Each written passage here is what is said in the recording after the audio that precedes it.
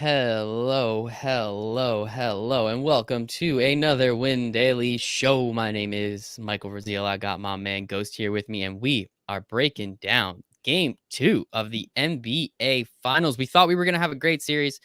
Now everybody's hurt, unfortunately, on the Heat side. We thought we were going to have a great Game 1, and the Lakers kind of put that away very quickly. Really no need to watch the second half unless you were playing DFS or had a couple bets on the game. But Ghost Man, give me something positive. Tell me that the Heat are going to come back. Tell me this is at least going to go 6. Just tell me that.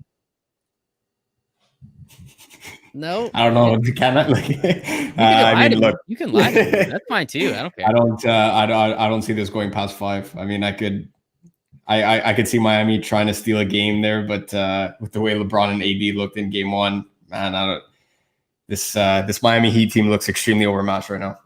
They looked overmatched in that game, and now it looks like Game 2, Bam Adebayo has been ruled out. Gordon Dragic has been ruled out for Game 2, and considering his injury, he's probably going to be out for a little while, unfortunately. But we're still here to play DFS because injuries are unfortunate, of course, and we don't want them to happen, but it opens up a lot of other opportunities, and especially in showdown slates. If you take out 2 guys with the usage of Bam Adebayo and of Gordon Dragic, you can kind of start throwing darts at a dartboard, for lack of a better term. Do you think Kendrick Nunn is going to go off like he did, I think, in the fourth quarter or whatever it was, but for the entire game? Do you think Kelly Olynyk is going to be able to come in and do anything? And I think that it is unfortunate, but let's turn a negative into a positive. This allows us to get much more different in this showdown because we really don't know what that Heat bench is going to look like. We really don't know who's going to get the lion's share of the minutes. We can look back and see what happened before the bubble and, even during the bubble when certain guys were out. But I think it definitely makes it more interesting. So from that standpoint, again, let's take a negative, swing it a little positive. We'll see what happens. We already got some people in the chat. Please like this video. Just comment, ask us some questions. We're literally here for you guys. We're going to be here for the next 25 minutes, hanging out, answering questions, building lineups, helping you guys out. So send in some comments, make to smash that like button. I always love when YouTubers say that. And also make sure to follow us on the Win Daily Sports YouTube page. We have basketball, baseball, football. We have everything over there as well. I know you guys see us a lot for basketball as well. I guess this might be Kawhi's burner. We're already putting the asterisk up for the Lakers. I love that. Have a feeling Kendrick Nunn is going off. Nathaniel, Ghostman will tell us. I promise you that. And Emmett, Heat in 6. I mean, I'd pay to see that. I don't think it's gonna happen, but I'd pay to see it. So let us dive right into it. We have our DraftKings showdown slate here for everybody. Prices are very similar to where they were before. As we can see, we are at Bam Adebayo. I guess Gordon Dragic hasn't been ruled out. I thought when they came out and said he tore his plantar fascia, whatever the hell that is. I know it's in your foot and I know it's super painful. Just kind of assumed he'd be out. But Ghostman, talk to me a little bit. I mean, what do you see happening in this game? It's 9.5 points to the Lakers, over under at 217. I mean, what are you thinking about this game, NBA Finals Game 2? Considering Bam has already been ruled out and Dragic is pretty much as close as possible to be ruled out right now. He's listed as quote extremely doubtful from the Miami Heat side right now, and with basically the bottom of his foot basically torn. I don't see how he's able to suit up tonight. Let alone, I hope we get to see him in games maybe 4 or 5. If it gets to 6, maybe 6. But it wouldn't surprise me to see him ruled out as well for the rest of the series. That's a gruesome injury that's there. So with both of them out, I am slightly surprised that the Lakers are only favored by 9.5. Still a spread that's pretty much as close as possible to double digits there. So, but with Vegas pretty much insinuating that, the Heat are going to be somewhat in this game, kind of makes you rethink the strategy that, hey, let me just plug in LeBron, AD, and then stoop down to this Miami Heat value, right? I mean, obviously with Bam out, you're going to have guys like Kelly Olynyk that are going to see massive minutes in the front court, most likely. And then with Goran Dragic, probably soon to be officially ruled out, but we could pretty much consider him ruled out right now. Wouldn't surprise me to see Tyler Hero run point there with Duncan Robinson like he was doing in the second half of game number 1. And then you'll probably end up seeing guys like Andre Iguodala, Kendrick Nunn, Solomon Hill, maybe even Derek Jones Jr. get some run on the wing there as well. So all these Miami Heat guys are viable on this slate. And if there's ever a slate to leave salary on the table, we've always said it that it's a showdown slate. But if there's ever a specific showdown slate where you're going to leave a bunch of salary on the table and not be too concerned if it's if you left too much on the table, it would be here tonight. I think that is a good, again, we have to get weird and wacky with this one because we really don't know what's going to happen. And Ghost, I'm sorry to do this to you in front of all these people. Got a bunch of people watching right now live, and you know, do you want to have the Tyler Hero coronation service? Do you want to be an usher at his funeral? Because my goodness, that dude, he was minus 39 at one point. Like, oh man, and LeBron was just hunting him down. I think LeBron saw he did really well and was like that. He did that Michael Jordan thing. He then took it personally. You know, we saw a lot of those memes over the quarantine, over the pandemic. So I don't know. Do you want to just say something about Tyler Hero? Maybe you liked something in his game. Maybe he's young. That's a really easy one. That's what I heard a lot of people have been saying recently. Exactly like what you were saying. The fact that LeBron was going at him. Yeah. You have the best in the entire world, one of the best, if not the best, to ever do it. Pretty much giving you the respect that you deserve in the sense that he wants to take you one-on-one. Nice you know, spin, he Ghost, wants man. to, I like that. that's the way that I saw that. So you know what, when you end up having the respect of a guy like LeBron James, I mean, it doesn't always have to be in an interview where he says, like, you know, the words, I respect Tyler Hero. Mm-hmm. It's more so just the fact that, you know what, he was going up one-on-one on him. He was attacking him. He knows that that he's the truth out there. And you know what, for LeBron just to show him that respect of the aspect of the game, it's definitely something that was fun to watch. And you know what, yeah, Tyler Hero was on the losing end, but I'm pretty sure almost anybody in the NBA would be on the losing end when LeBron decides to attack you one-on-one. So exactly. I mean, we saw it with kudos to him for staying in there that long, right? So yeah, I mean, hey, kudos. Honestly, I'm very kidding. I think Tyler Hero is friggin' awesome. I think he's awesome for the game. I think he has some incredible skills, and I'm excited that he's on Jimmy Butler's team because Jimmy Butler is just going to ride him into the ground the next 3 or 4 years. So I think that's a positive for Tyler Hero. And yeah, man, I mean, it is what it is. Poor Tyler Hero. I mean, I can't believe, I don't think I've ever seen minus 39 before. That was like the most shocking thing on the plus minus. But shout out Tyler Hero for taking it, staying in there, as you said, taking it on the chin. And hey, man, all the great teams, you have to learn how to lose first, right? Like all the great players had to lose first. Jordan never made it through those. You know, it took him a while to make it through those Pistons teams. We all know, we all saw The Last Dance. LeBron obviously went to the finals, lost his first 2 times, I think. So, you know, obviously he's gotten to take it on the chin. And, you know, hey, I'm not quite putting Tyler Hero in that category, but we saw Steph have to do that. We saw Kevin Durant had to go to a 73-win team just to win his first. So, you know, it is what it is. It is what it is. We like poking fun here in these NBA segments. So let us hop over. So you said it with that number of 9.5, Vegas actually thinking this game might be a little closer than, you know, Joe Schmo and the public. You might rethink that strategy of just throwing LeBron in there. What is that rethought strategy? Because we'll still make a lineup with LeBron or AD up top. I think that's not even a question. They've both been incredible, and I'm not worried about it. But what is that other strategy, knowing that 9.5 is actually closer than most people thought it was going to be? I mean, I think no matter what at captain tonight, or at least for your single entries and 3 maxes, for me, it's one of LeBron or AD. Pretty much reiterating what I was saying in our first segment there and during game number 1. These guys both won a title just as Brad. LeBron going for his 4th. AD pretty much saying, hey, this is exactly why I came to the Lakers, and he wants his first as well. If you look at either one of them, you could pretty much just start and end the conversation by saying LeBron is LeBron. Not much to add there in the sense that, you know what, you know that he's going to be a triple-double threat every single time that he takes his court. And even when they were up by who knows how many there, it seemed like at one point it was 15, 20, 25, who knows how many, he was still pedaled to the throttle. And you know what, he was telling guys on the sideline, hey, this ain't over. Reminding them what happened. Of course, I believe it was game number 2 against the Dallas Mavericks back then. So, you know what, he's a guy that even in this game does get out of hand. I don't see, you know what, while he may not play 40 plus minutes, I still see him playing at least 30 plus. And for guys like LeBron James and Anthony Davis, that's more than enough for them to hit their ceilings. I talked about it in the game 1 show as if AD didn't already have a good enough matchup versus Bam Adebayo. I'm a huge Bam fan. Guy's one of the best defensive players in the entire league, and probably the most improved on the defensive end this season. But now that he's out, who's going to guard AD? Myers Leonard, Kelly Olynyk, like Jay Crowder is probably like 3 feet shorter than Anthony Davis, and probably has the wingspan of a high schooler compared to Anthony Davis, right? So I mean, I don't see anybody already at the beginning of the series having to guard Anthony Davis without double teaming them.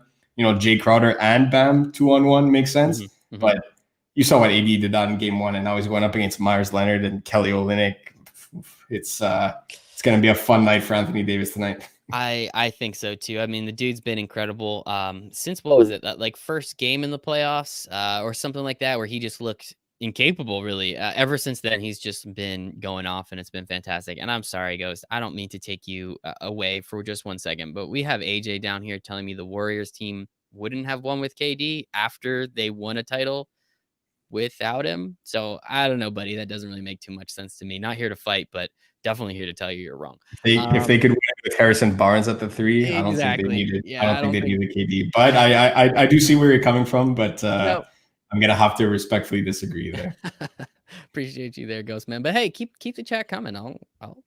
I'll shoot daggers at anybody tonight. All right, so we can throw AD in there. We can throw LeBron James in there. It is what it is at that point. You have 4,600, 4,700 left over. You can go grab some of that Miami value, as we've been saying. We talked about Kendrick Nunn for a minute. We've talked about Danny Green, Alex Caruso. We've talked about Dwight Howard, Andre Iguodala. We've talked about all the guys. Kelly Olynyk, Derek Jones Jr. You said there's a few guys that we can go down and grab some value plays to then allow us to grab your boy Tyler Hero. I think that's an absolute possibility, especially what if we do grab a little Derek Jones Jr. and maybe even some Kelly Olynyk. You have 4,900 left over, so you can still fit somebody in there. Danny Green, Alex Caruso, as we've spoken about. Is this three? Are you still rolling? Are you still driving the Tyler Hero train? Because I'll be on it with you, man. You just join me, or just let me come on, and I'll be riding that thing all the way to the end with you. If you are playing the firstly, the most important thing tonight is that, again, we've been saying it all throughout these showdown segments here, saying that your lineup has to make sense. And if I could explain that, I mean that it has to be correlated. So if you're playing LeBron AD with a guy like Tyler Hero, you're probably assuming that, this game's going to stay close, and that the third player that you're putting in, the third piece to your lineup, whether it be Jimmy Butler or Tyler Hero, most likely, with Bam and Dragic out, your third piece is likely not going to be Jay Crowder at 7,400. I don't think Jay Crowder is going to be the one to drop 40 plus tonight to keep Miami in this game. So if you're playing one of Jimmy Butler or Tyler Hero, you got to make sure that even your value plays make sense in the way that, Derek Jones Jr., will he see enough minutes, or is that more so, hey, the Lakers are up by 40 at the start of the fourth quarter, and then Derek Jones Jr. is just going to play all 12 minutes, you know what I mean? Then at that point, that's when you really have to make sure that your lineup makes sense with the game theory that you're building based off of. Mm-hmm. So from here, where would the next spot you go be? If you end up slotting in LeBron at captain with AD and Tyler Hero, that's definitely a good start. Unfortunately, if we go Jimmy Butler, all three of them together, that lineup seems a little bit tougher to build, although it is possible. But if you're going the main two guys with the Lakers, then you're running it back with Tyler Hero, thinking, he drops 30, 35, maybe even a 40 piece tonight to keep them in it. Once you're going under 3,200, you can look at this range with Kelly Olynyk and Andre Iguodala. Again, with Dragic and Bam out there, wouldn't surprise me to see Miami try and go a little bit smaller. So be wary of guys like Dwight Howard and JaVale McGee, of course. We saw Dwight get into a little bit of foul trouble at the beginning, and he only ended up playing 15 minutes, right? So it wouldn't surprise me to see AD kind of, I guess we could say, take one for the team and play more minutes at the 5. Kelly Olynyk's probably going to be there along with a guy like Myers Leonard, although definitely do prefer Kelly Olynyk over Leonard. But if they are doing that, Butler probably shifts to the 4, or at least plays a higher pace of play on the wing, and Iguodala probably slots in there nicely, trying to guard LeBron and give Tyler Hero a little bit of a break on the defensive end to let him do what he does on offense. I love it. I think it is pretty important. Again, you have to understand that correlation. I think it very much, you can't just start slotting people in. Now, has that won somebody a lot of money before? Absolutely. But we are about the process. We're about the structure. If you continuously do the right thing over and over again, good things will happen. And if you have that process down, you actually think through, what does this game look like? LeBron is going to play a lot, much no matter what last night or nights ago. he's going to stay in the game late, but he wants to get those triple doubles or nearly as late, right? And he is more injury prone, so we're a little bit more worried about him leaving him in there in a 30-point blowout. So you have to understand, if you think the game's going to be tight, playing both of them, I think, is the way to go, because as we've seen, LeBron's going to do everything. 25, what do you have? 25, 39 or 15-9. So just ridiculous. Oscar Robertson did this once. It's like, okay, cool. That was like 45 years ago. But, it's just one of those things where AD is going to score a lot of points. We know that, especially with Bam out. I think he is going to be very chalky in that captain spot, but I also think he's going to score a lot of points. So it's just understanding that process of where are we going with this lineup. So we have Jimmy Butler will be shut down tonight. Wow, that's ballsy, man. I like that. That's good stuff. What do we have here? I know the lineup has 80 at captain right now, but thoughts on Duncan Robinson at captain? I don't think he scored a single point in game one, correct? Or at least in the fourth quarter. I had a parlay with him having the over 9.5. And he dropped 5 only. Yeah. He did. Okay, yeah, because he had 0, and I was like, well, it's the fourth quarter and he had 0. So he dropped 5 DraftKings points, but he had 0 actual points. Okay, yeah. That's what I meant. I had him over 9.5 human points, and unfortunately, he was incapable of doing that for me. So I didn't get to win any money there. Would Duncan Robinson be a place you'd be interested in going? Because it seems like you'd be able to smash a couple more people in this spot if you could. To keep it short and sweet, the answer would be no. Awesome. Duncan Robinson is someone that's extremely volatile. Definitely like him more on DraftKings than I do on FanDuel because of the 3-point bonus that you do get over on DraftKings. But again, with the amount of value that's there on the slate today with both Bam and Dragic out, pricing was already set. So it's not like either one of DraftKings or FanDuel can close the slate and reopen it with Kendrick Nunn priced up at $8,000 now, right in between Jay Crowder and Tyler Hero. So with the amount of value that's there on the slate, I really don't see a point with trying to go LeBron, AD, or Jimmy Butler. I mean, those guys would be pretty much the only 3 that I would plug at captain. Jimmy Butler probably gets like maybe 1 out of 10 lineups for me at the captain spot. Even if that, for me, it's LeBron and AD all the way tonight. If you think Tyler Hero is going to drop, 30, 35 or 40, like I said before, then by all means, I'm definitely not going to talk anybody off of playing Tyler Hero at captain. Everyone knows that how I feel about playing Tyler Hero in DFS. So, but playing Duncan Robinson there, or guys like Jay Crowder or KCP, Kendrick Nunn, that whole range that's there. For me, it's simply getting too cute. But again, anything's viable on a showdown slate, especially when you have a 250K to first, nearly 60,000 people in it. You got to make something that's different. So, but I rather capture the upside with my captain, with LeBron, AD, or if you're entering a ton of lines, then make 1 or 2 with Tyler Hero and maybe 1 or 2 with Jimmy Butler as well, and try and mix and match my value plays accordingly. Just pretty much leaving some salary on the table, going with guys with safer floors, hoping they hit their ceilings, or taking a punt play like a guy like Myers Leonard and at $1,000, something like that. But I rather just keep it simple at the captain spot tonight. LeBron, AD. If you're going Miami, it's Jimmy Butler or Tyler Hero. I love it. Short and sweet today, people. You got Ghosts value plays. You know them already. It makes sense. Again, if Bam and Dragic aren't going to be out, Hero's going to get an uptick in usage. Obviously, Kendrick Nunn.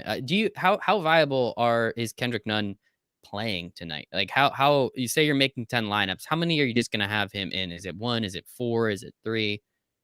Again, it really depends on the type of lineup that you're building, right? Because while Kendrick Nunn played 20 minutes, that was while they were already down by who knows how many, right? So if you're playing the angle that, hey, you know what, Vegas got it right, 9.5. Miami comes in as 9.5 dogs here, and you know what, they're going to keep it close pretty much throughout the game up until maybe the fourth quarter when LeBron and AD just turn on that next gear and just really go away with the game. If you're thinking Miami's keeping this one close and you're building your lineup based on that, I much rather go with the duo of Tyler Hero and Duncan Robinson, because if Miami does want to keep this game close, it's because both of those guys are shooting lights out and Jimmy Butler's doing his thing as well. Kelly O is at least trying to hold his own in the paint there with AD, and you know what, Andre Iguodala and Jay Crowder, again, the veteran presences that are there, and they can knock down some threes. And they've both been there, done that. So while Kendrick Nunn definitely has a high ceiling, again, it really depends on the type of lineup that you're building. If you're going 10 lineups, I'd be comfortable slotting him in at, let's say, 30%. Probably around 3.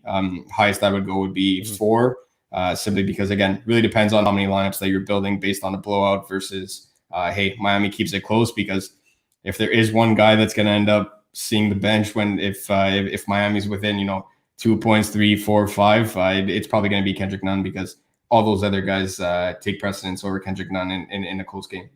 Perfect. And one of Christopher's questions after should you play Duncan Robinson in the captain spot was, should you even play Robinson at all? And as Ghost just said, if you think this game is going to be tight, it's because Hero and Robinson are draining threes. One thing you usually advise us not to do, Ghost, is to play both of those guys in the same lineup. But because there are extenuating circumstances with Bam Adebayo out, with Gordon Dragic out, you take 2 of the 7 players in the rotation out.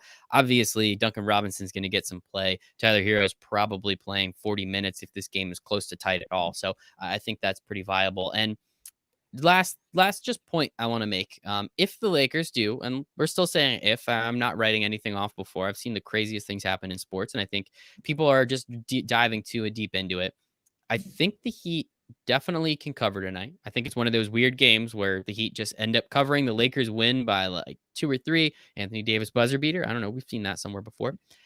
But if the Heat win, or I'm sorry, if the Lakers win, Frank Vogel will have a title, and Giannis's younger brother will have a title. And I just think that that's absolutely hysterical before Giannis has one. 2-time MVP, supposed best player in the league. I don't know. It's something. It's something, people.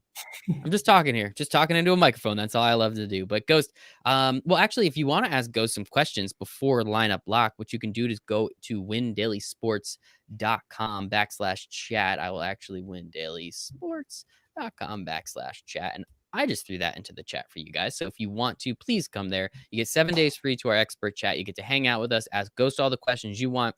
We have Jim Thompson, who wrote our Showdown article today. You can ask him all the questions you want there, but then you also get the NFL, MLB playoffs. What else? We have LOL. If you're staying up till 5 o'clock in the morning here on the East Coast, it's only 2 o'clock on the West Coast. It's not that bad for a Friday. Play some LOL while you're at it, because we've been cashing there a lot, crushing there too. Ghost, where can everybody find you on the internet?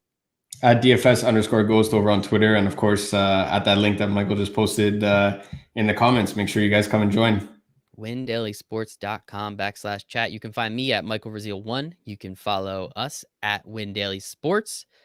But Ghost, this is always a pleasure. Hopefully everybody out there cashes tonight for Ghost, for the Win Daily Sports family, for myself. We all hope you make it a very profitable Game 2 of the NBA Finals.